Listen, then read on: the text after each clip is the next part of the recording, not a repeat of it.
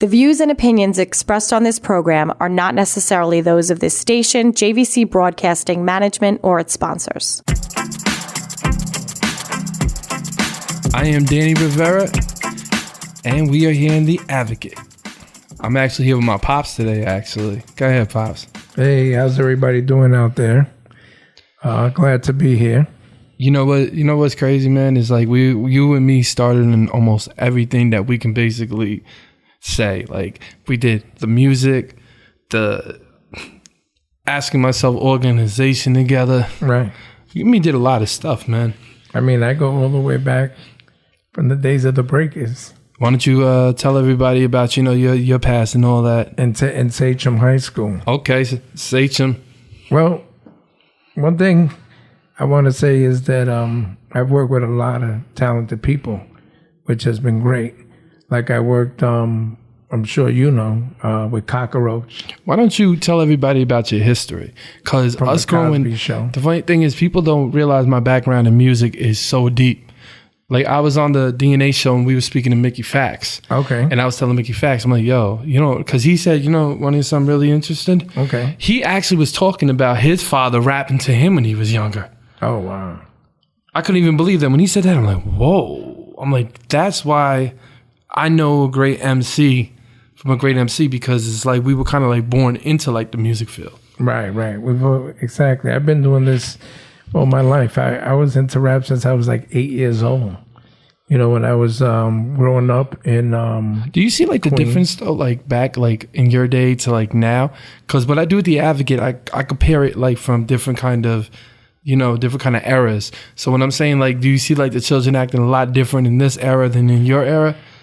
Creativity of music. A lot different.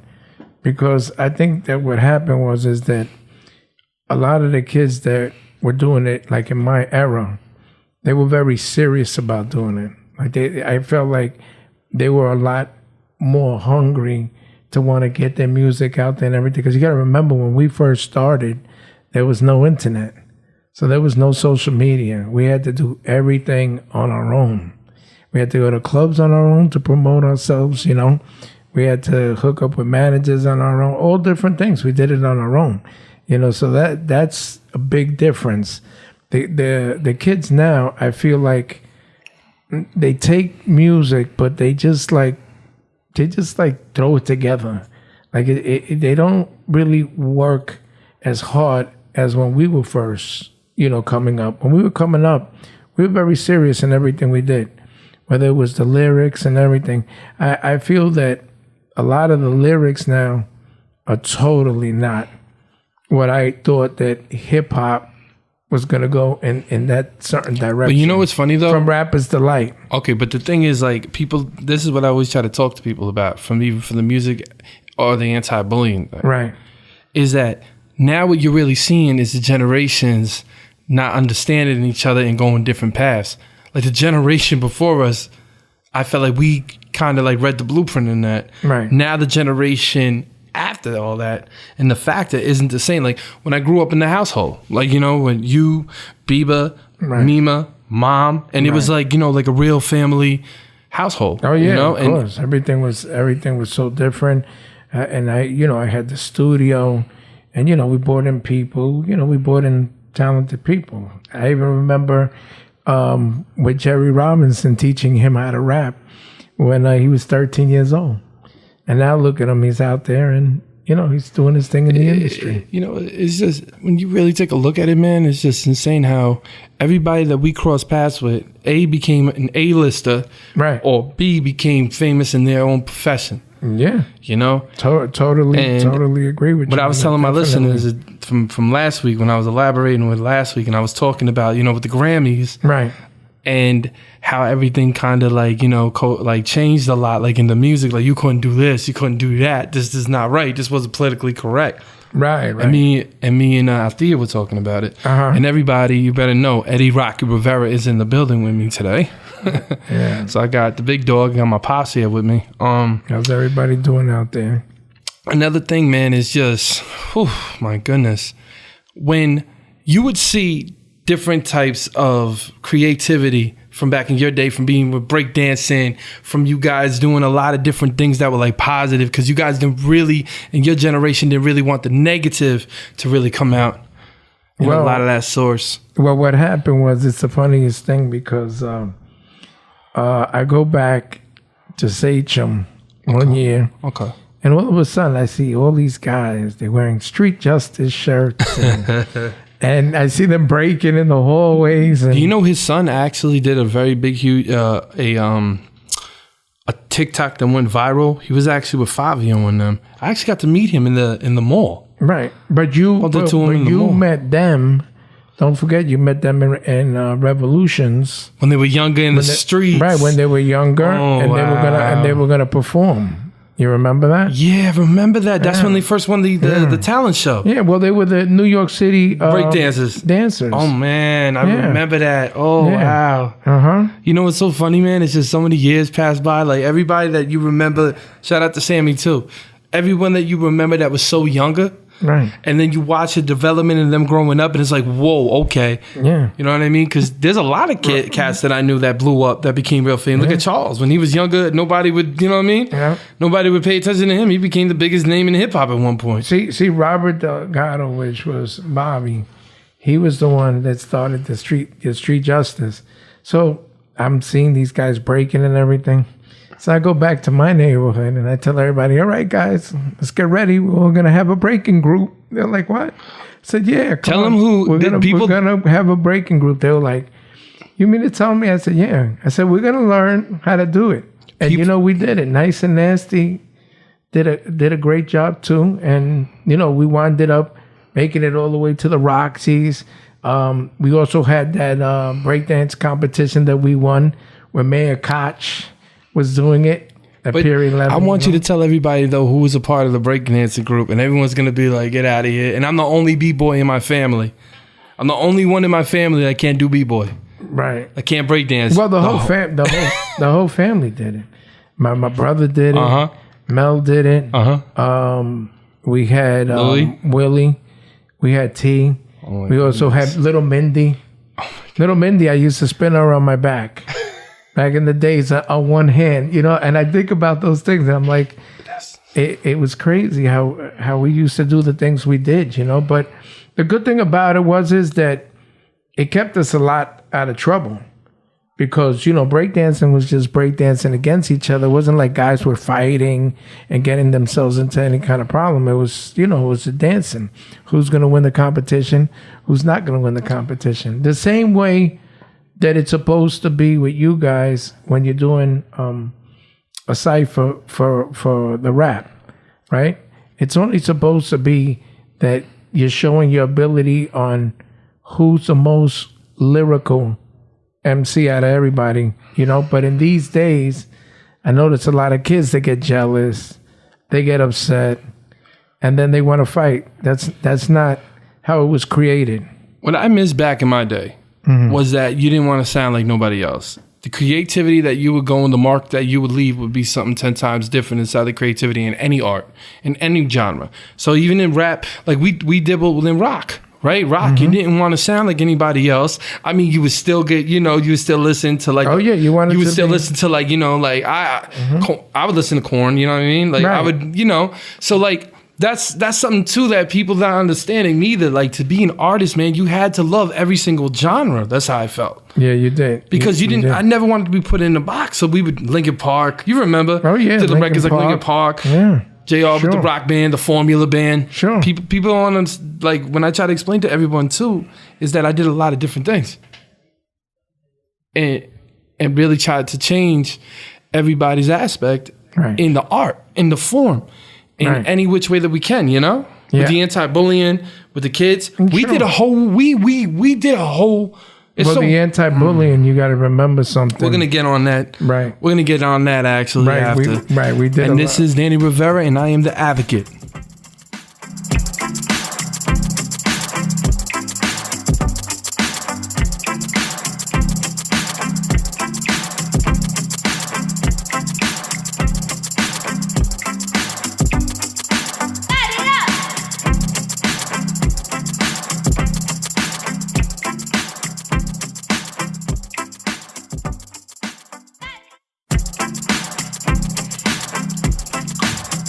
And we're back. This is Danny Rivera, the Advocate, on Friday nights at 10 to 11 and Saturday nights 10 to 11 p.m. And we're back with my host, Eddie Rocky Rivera. So we were just talking about AMA. That's an anti-bullying organization that I had when I was younger. And again, it was a great organization. You and me put so much effort and so much work. I actually was giving Rodon. Sorry, Rodon. Mm-hmm. His roses last week and saying thank you so much for coming on, and helping. What I was shocked though with Ed, because I just want to get back on this. I know Ed's been listening, right, and tuning in. I always ask Ed, why didn't he I understand that he was the connector of everything. Because if you look at Ed Rodon connected all the dots. Right, he connected a lot of people together, sure. So, what still has my mind kind of, puzzled, mm-hmm. is imagine he would have stood with us. Instead of giving me the keys to open up the locks that I opened up, the doors. Right. I wonder if he would have just stood with us, how different Asking Myself organization, if it would have still been like... It would have probably been totally different. He had a lot of the right connections with the right people. But we did a lot of it ourselves too, because remember, we used to go out to every single festival and we linked up with everybody. It's so funny, man. When you leave for about 5 years, it changes.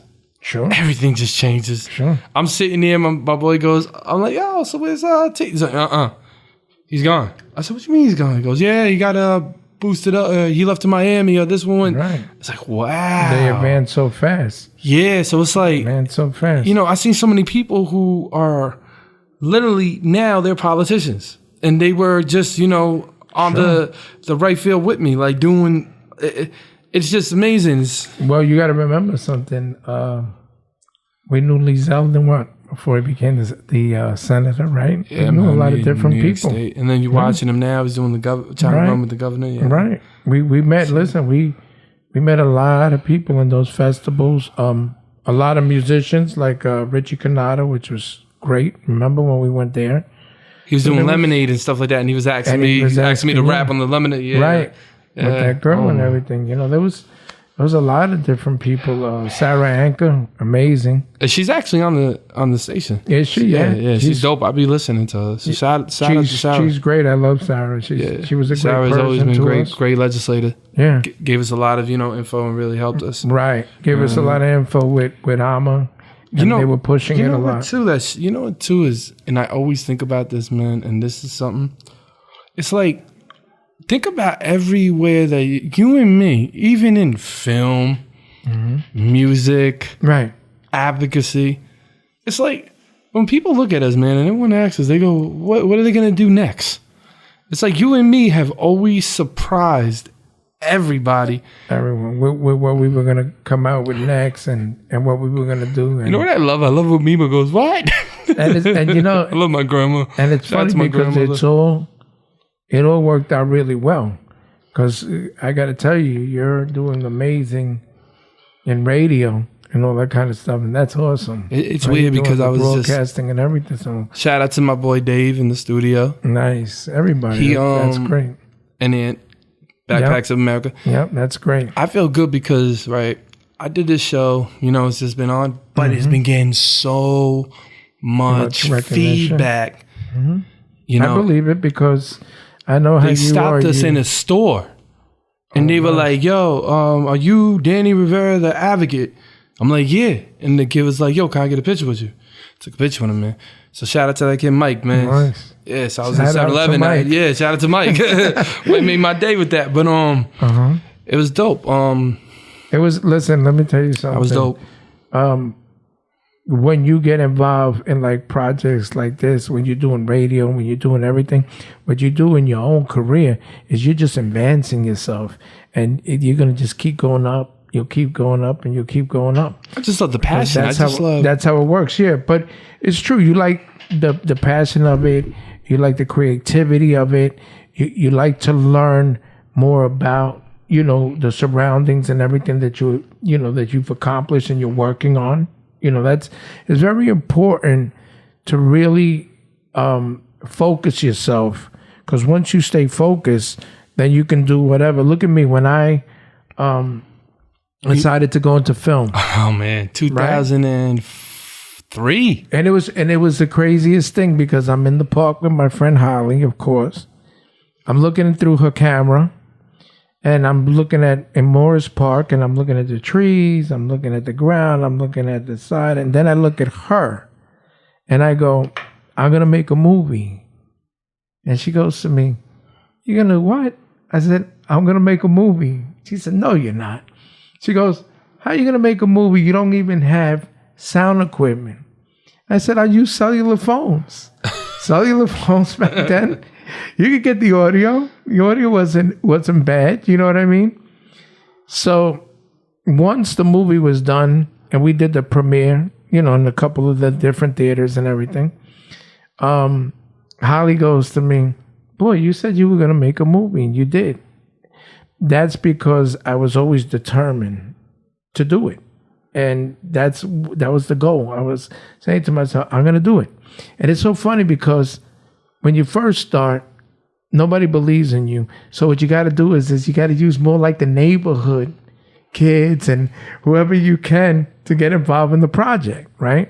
But now I don't have that problem no more. Because now I've acted with some of the Sopranos, you know what I mean? I've acted with different. Well, your first person Hollywood that you've actors. acted with, if I'm correct, was Angel from the Barrio Boys. Angel Ramirez from the Barrio Boys. Now Angel, they were getting very famous with Selena. They were their opening act. Opening act. Unfortunately, once she passed away, that was it for the Barrio Boys, because the Barrio Boys were next to blow up. Right. I remember when I was younger. I remember always seeing them. They did Chitty Chitty Bamba. Right. She was moving their careers, and they were doing great, And then once that happened, they just started to like fade away. So it's funny because the first time I did acting was with Angel Ramirez Jr. And what happened was, we were doing, I think it was in the Barrio or something like that, right? It was, if I'm correct, it was the old story of Lita LeBron? Right. Okay. Lita LeBron. So what happened was when I was there on set, I was nervous because I've never acted on nothing. They told me, "Hey, come down and let's do it." So he started teaching me mouth exercises. He said, "Look, you got to go like this. You got to go like that. Everything with your mouth." And he was saying, like, say watermelon, right? Yeah, because I remember that. Right, because what happened is it helps you open up your mouth and everything. Because sometimes when you first start and you're acting, you're low because you're nervous. So you don't really know your tone. You understand? But as you go along and you do more parts and more things, now you know your tones. Like if you're going to scream, if it's going to be more of a sentimental part. You understand what I'm saying? So this is all you learn with experience. And honestly, what life is, it's all about experience. How much you learn as you go along. And that's how it happened. That's the first time that I did acting. And it was funny because the director didn't tell me which way to go. So when he hit the thing, I went that way and all the other people went this way and everything. It was a great experience, But like anything else, you're always nervous at the beginning. I know I was.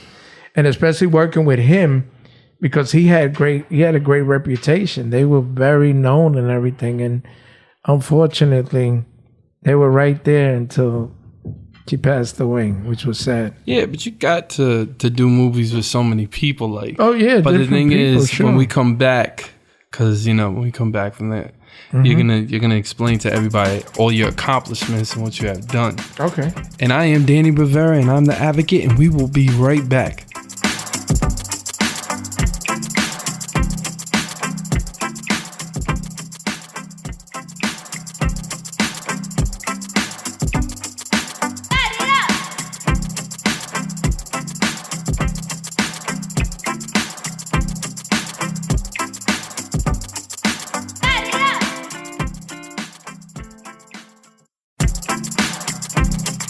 And we are back. This is Danny Rivera, the Advocate, and I am here with Eddie Rocky Rivera, aka Mr.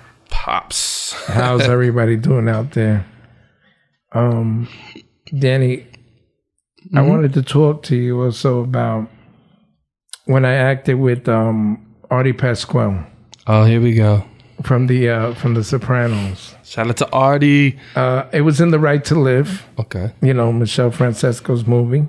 And Nancy Vasquez. Actually, that was the movie, if people don't realize, that's the movie that really birthed the anti-bullying organization. Exactly. So let's get it. Let's hear it. So what happened was I was doing the scene with him where he was a counselor.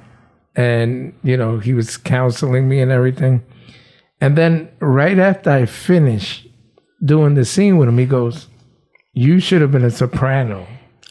I remember that. And I go to him, I said, "Boy, I wish I was a soprano." Because the success, you know, that they had with it, he said, "You should have been an original soprano." I said, "Boy," I said, "I wish I would have known that." I tell you, you know, and it was nice because working with Artie, it was like so easy, you know, like back to back. We had no problems. Just like the same way when we worked with Robert Finaro from The Sopranos, remember? And Charlie Mantle. Shout out to Charlie Mantle, Netflix. Mm-hmm. You remember when that was dope. Right, when we worked with them. I remember how scared I was sitting there. Fred Carpenter. I remember sitting there with the red jacket and I was scared inside the scene. And then that guy that was just an amazing actor, he made me look like I was like one of the best actors. I'm sitting there quiet like this. And he's like, he grabbing me, singing the Russian thing, grabbing me like this, put me on the table. Right. They were, let me tell you something. I really liked that. That was a nice set. You know, everybody was professional.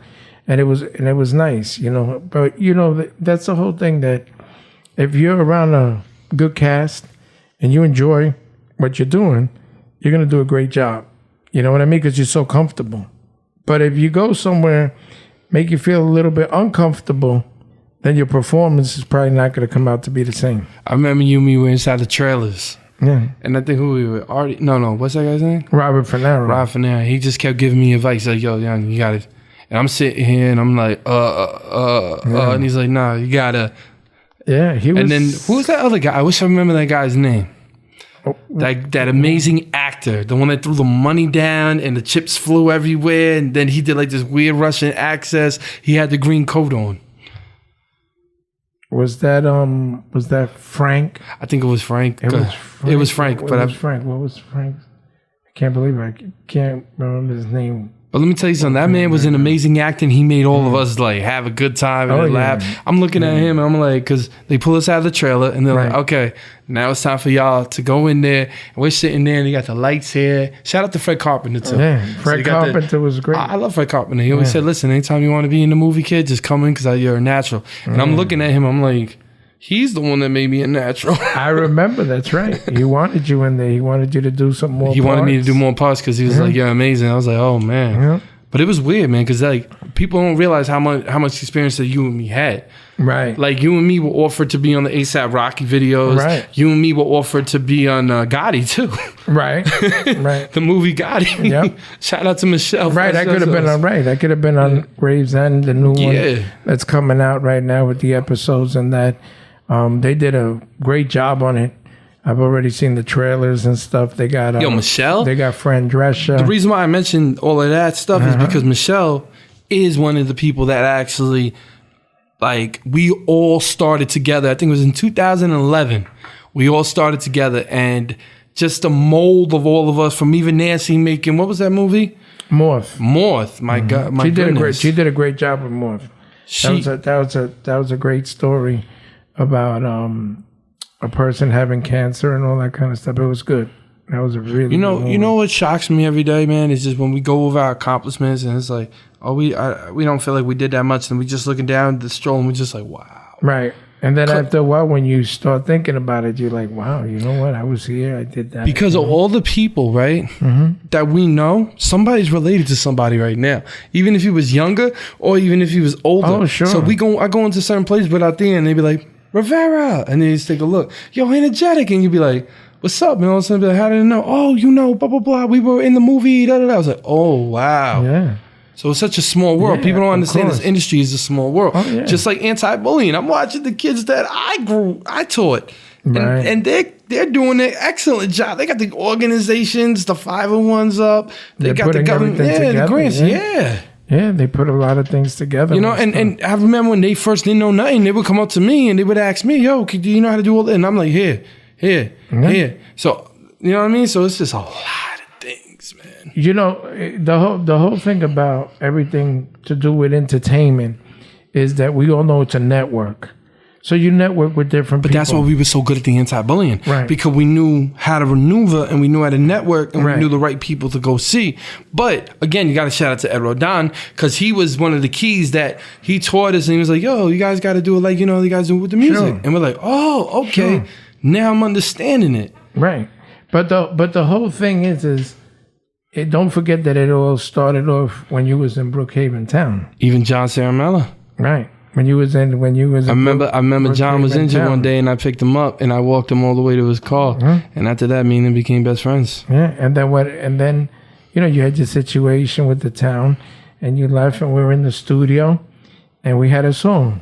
Why ain't I rich And now? how big did the song go? Right, It went national. It was right. It was like, why ain't I rich now? So what did we do? We changed the name to it and we called it Asking Myself. And that was it. Once you did that, you caught a lot of people's attention. Caught the governor, caught the president, Right. caught the UN. Yeah, Right. man. And Just that everybody one little song. Just with that one little record, Right. it went sky high. Right. It caught a lot of people.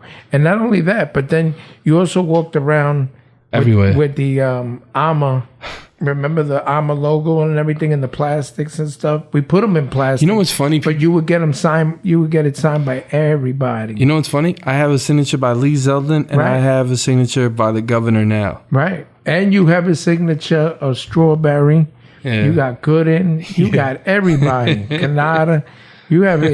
I think there's 4. Billy Joel. I think there's 4 of them. Yeah. Yeah. I think there's 4 of them, and you. I did that laminated because them. I wanted to collect the time. Like, I just always wanted to, you know, people that really, because remember we used to go out to them and we used to say, listen, we're for the youth and we're here. Can you Right. please sign this? Right. And they would never say no. They had- sign. yeah, they had no- sign. they had no I actually have a problem. cool picture with the former governor, Andrew. Yeah, of course. And Andrew was actually signing it. Right. Because everyone was like, Andrew didn't sign that. And all of a sudden I showed him the picture that shout out to Thomas Humphrey took.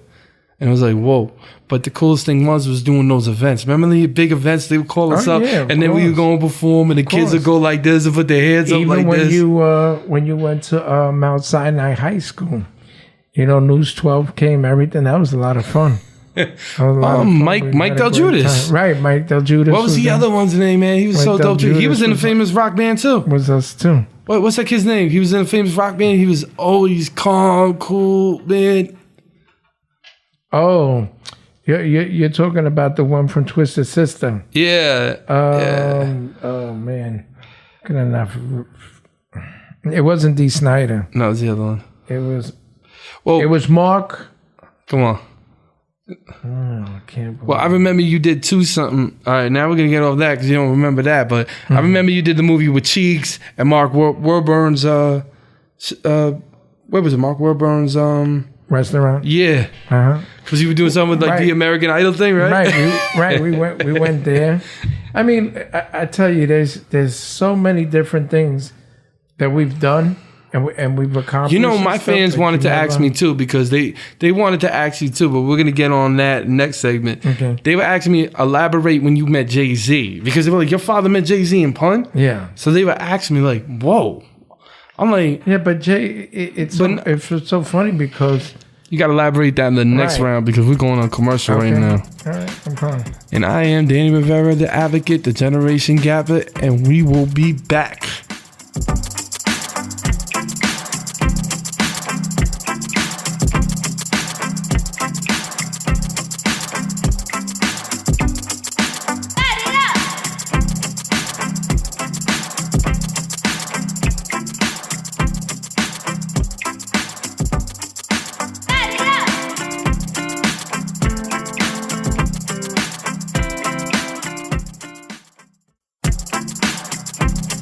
And we are back. Danny Rivera, the advocate, with Eddie Rocky Rivera. So, like I was just, talking about it. My fans been asking about, whoa, your father did records with Pun, and your father sat there with Dame and Jay-Z. Can you maybe elaborate a little bit? All right. Well, what happened was I was actually partners with Chris Rios, which was Big Pun. But this is before he met Joe. Okay. So what happened was he tells me, hey, I'm going to go have this meeting with a guy named Joe. So I was like, all right, cool. I said, but I'm going to go get married. So he decided to go with the Terror Squad, and I decided to marry your mom and have kids. But you know what? It was great because Chris was always talented. I always knew he was going to get somewhere. And first of all, if you go look at his younger pictures, that kid was a model and a half. Pun was a model. But when I seen him get that heavy, I was like, wow, this just wasn't him. You know what I mean? Now, Jay-Z, this is a really good one. Jay-Z, we were in a place called Demerara's. Okay. And it was a club. And we were there with this other artist that we were working with at the time. And me and Jay-Z and Damon Dash, we were at the bar. And we were talking. And it's so funny because, back then, of course, they didn't really have no money, right? So we're at the bar, and he goes to me, he goes, hey, Eddie, you want a drink? And I was like, all right, I don't care. I'll take a drink. So then what happened was I was talking business with them because he liked the way that I came across business-wise. So what happened was that the other guys that I was with, they decided to start an argument with Jay-Z's guys, the 40 Projects, and you don't do something like that. But they were lucky because I was with Jay-Z at the time, and Jay-Z said, listen, you ain't gonna have no problems. We're not gonna have no problems when you go outside, nothing. Because I got along with him good. Now, Jay's him and Damien Dash, I got along with them very well. So then, back then, Jay-Z gives me his number on a napkin. But what do? Lose the number. Yeah, but that's because weren't you in Universal already doing stuff with that guy Chaos? Right. I was working in Universal, but it still bothered me because I was looking for it for the number, in my pockets. It was in the napkin, and I was like, where the heck did this number go? And you know why? Because I liked the way they were talking like business. They knew exactly what they wanted to do. They was already talking about clotheslines and everything. You have so much experience. Even when you try to get Tone to work with 50, and he was like, with Tone, when he was on the couch with Eric Sherbet. Oh yeah. That's when we were at Bernard Alexander. we were at the desk guard. But shout out to them. And I'm there with Tone, and I see this guy. He's on the couch and he's just hanging out, and he's talking, and he goes, oh, you'll see, I'm gonna be the biggest thing that you ever heard in 6 months. So I look at Bernard Alexander, and I'm saying, is it true what this guy's telling me? And he goes, it's funny though, I kept telling you at a young age when you came home too, I was like, yo, I remember that because you said who you saw, right? And I was like, yo, he did that song How to Rob, that's my favorite song. Yeah. And you're looking at me and you go, what? Yeah. And I'm like, yeah. I didn't know it was 50 at the time. So yeah. I look at Bernard, and Bernard goes to me, goes, hey, listen. He goes, he just finished doing his whole album with Dr. Dre. And when he told me that, I was like, wow. I was like, this kid. What's crazy though? And he was scroungy. He wasn't 50 yet. He wasn't like built. He didn't have no tats. You know what I mean? He was just his normal son. That's it. He was just his normal son. It's funny though, because Eric, people don't realize how many people that Eric really had. And you guys are always in Eric's office, right? Well, Eric could have had 50 for himself exclusively, but I don't know that was. I gotta bring them up. I gotta say, yeah, man. I gotta bring Eric up here. I gotta bring Eric and Keith and all of them up here. Yeah, that would be good. And you could talk the stories with them and everything. Yeah. I think, to be honest with you, because you had a lot of legendary people too. You helped out here. You helped Rasan, R.A. the Rugged Man. People don't realize. People don't realize our family and how close we were inside music. Guys. Like I blew when I was on Mr50.com with DJ Thorough. Right. He was like, "So how far does your family go back?" I'm like, "The telephone days with Biba's brother giving the money, right? From there to the telephone days, right? To Mikey on the request Dana line. Dane, you know what I mean? Right, so when I had Dana. People don't know how far family goes, but Biz Markie, we're gonna do a part 2 on that. But listen, and Biz Markie did a lot of music. I was always with him in Patchogue Library. We used to hang out there. Or we were at the Tri-County Flea Market. You know what's crazy, D? In Farmanville. You know what's crazy? I have to give you your roses for everything you've done, man. And that's why we're going to play this record, because people don't realize me and my father had an album called The Father and Son Record. Sounds great. And just, shout out the record and stuff like that, because I'm giving you your roses and stuff. Sounds great. I just want to shout out one more thing. Go ahead. I just want to let everybody know that right now we're working on the Good Samaritan from Robert D.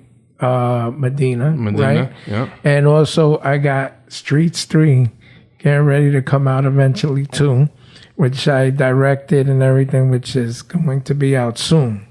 So that way people will know to look out for those future projects, and I hope everybody enjoys it. But right now we're going to listen to Te Deseo. And rock it. Let's play it.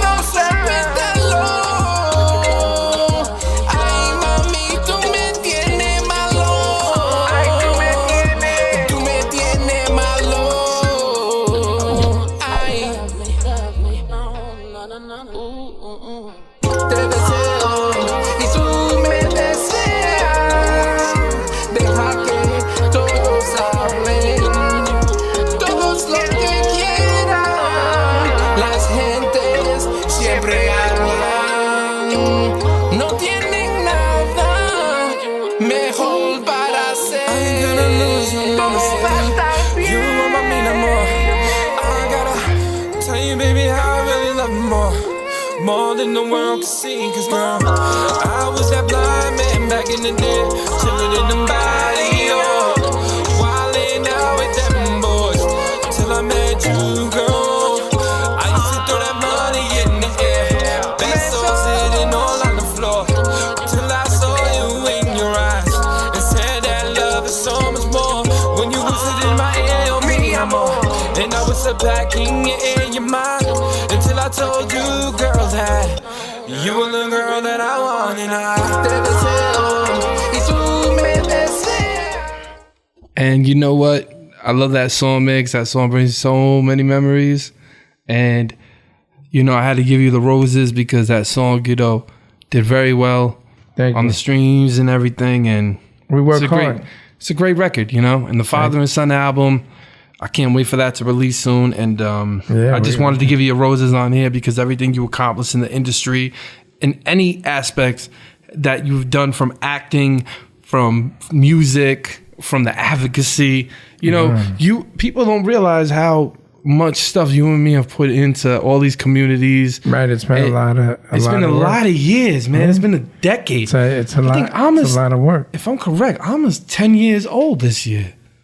Oh man, there's a lot of work that we put into things, you know. Yeah, man. And we want to definitely thank the radio station, LI 103.9 FM, of course. They got a great crew up here. And I am the advocate, Danny Rivera, and I will see you next week.